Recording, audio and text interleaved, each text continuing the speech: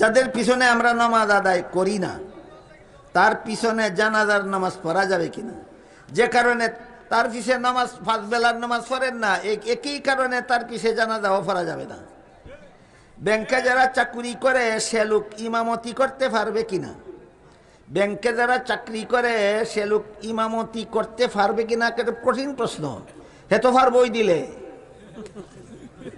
পারবে কি না, এটা যদি প্রশ্নের এত কব আমি পারি, আপনি পারবেন না কইবেন কেমনে? ব্যাপার হইল যারা প্রকাশ্যে কোনো গুনায় লিপ্ত থাকে তাদের ইমামতি মাকরু হয়, তাদের ইমামতি কি হয়, অর্থাৎ আল্লাহর পছন্দসই নয়। 3 নম্বর প্রশ্ন করছেন, অপরিচিত মহিলার সালামের উত্তর দেওয়া যাবে কিনা? জোয়ান হইলে দেওয়া যাইবে না, বুড়া হইলে দেওয়া যাব। জব পাইছেন নি? অচিনা মহিলা, বেগানা মহিলা, জোয়ান মহিলা সালাম দিলে জব দিলে গুনাহ হইব। বুড়া মহিলা যেই মহিলার একবার